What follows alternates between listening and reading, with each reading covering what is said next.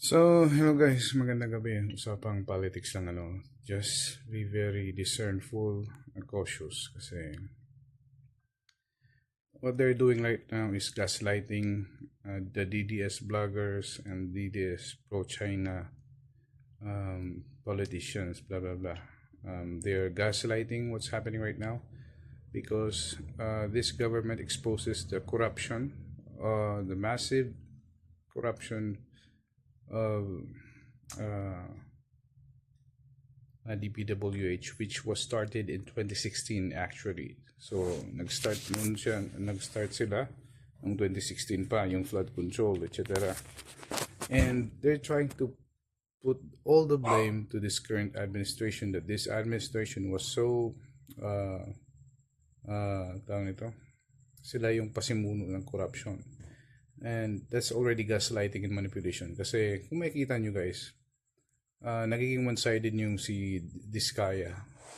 They're just trying to pinpoint like 2023 to 2025 records of flood control, etc.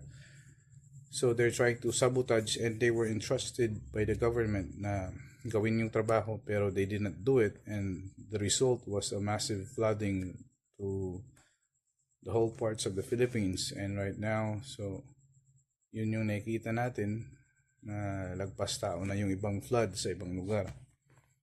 So, ito yung makikita yung manipulation guys, kasi hinihikayat nila yung tao na mag-rally, which is, it is not good. Kasi dapat tinitimbang nyo eh. Tinitimbang natin yung kuhan dito. Kasi, they're trying to make it appear that na walang corruption dati, which is, it was never exposed because they keep quiet about it. So, but right now, it's being exposed kung gaano katindi. And of course, so makikita natin if you do a lot of research. So what's happening right now is, this is more than politics because these people are being paid by China.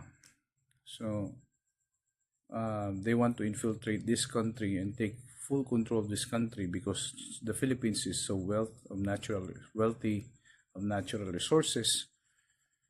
Pero yun nga, mangyari na, and they want to remove what I see sa nangyari ngayon is they want to remove the president so that the vice president can sit and continue the plans of China and the pro-China politicians. So what will happen is they will sell this country and they will remove freedom and rights, because it's a different story when communism.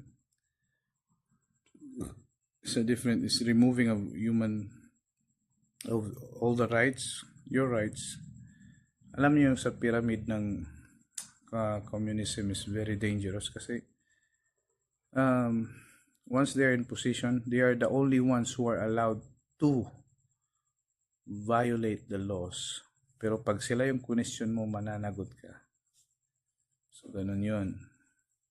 So, we don't want that to happen because the next generation, our children, our grandchildren is walang magandang kinabukasan pag ganun yung pamamalakad, guys. So, yun. Pag-isip-isip talaga tayo, hindi tayo magpadala sa mga manipulation kasi dapat hindi ka lang nakikinig eh. Dapat yung mga sinasabi nila, question eh.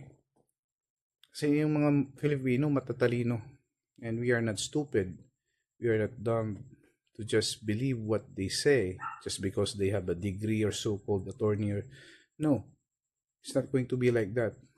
Questionin natin lahat ng mga bagay na sinasabi nila kasi kung ipapa-appear nila na malinis sila, no, which is not true. Kaya nga yung nagsisilabasan itong mga hindi nalaman noon kasi it was covered.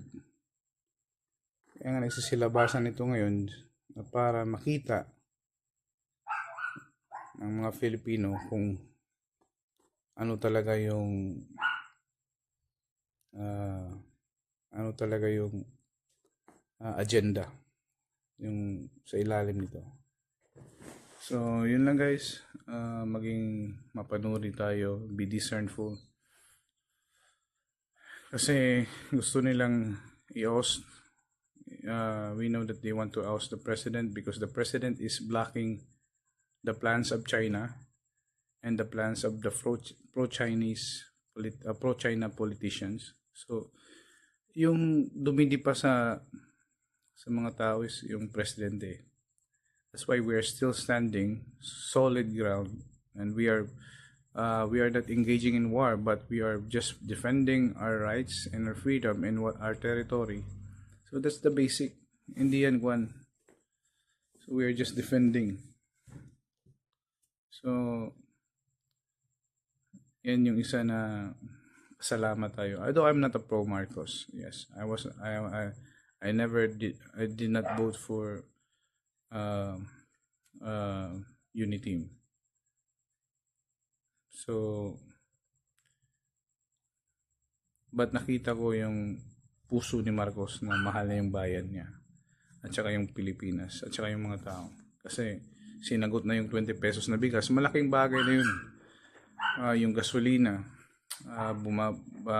Nami-maintain yung gasolina sa 50 to 55. Ganon.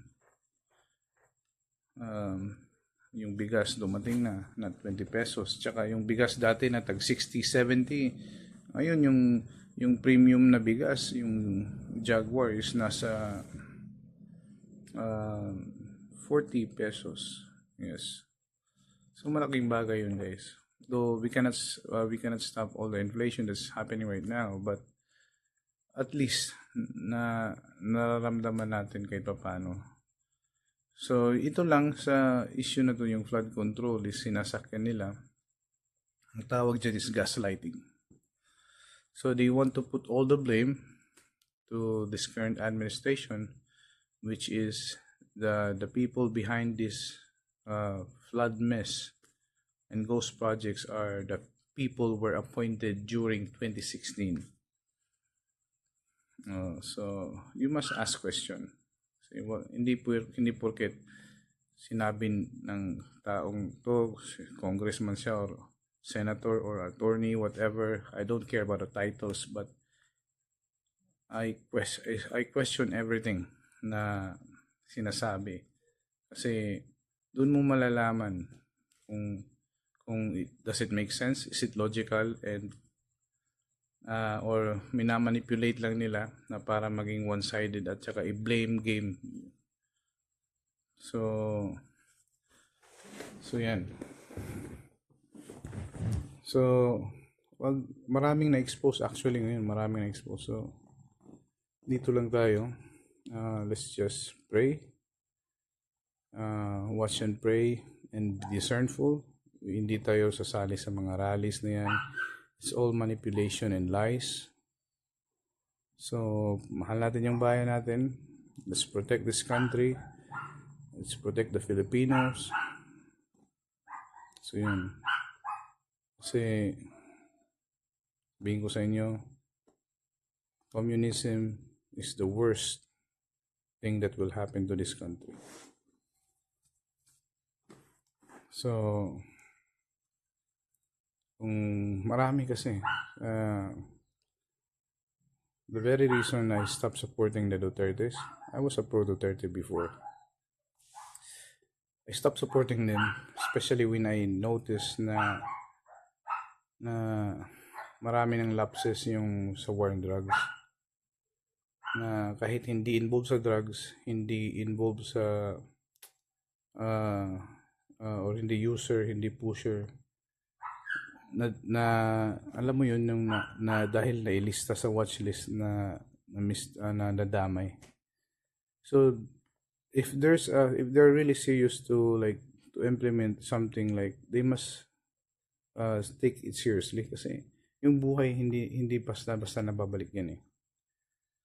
So wala tayong problema kung talagang totoo yung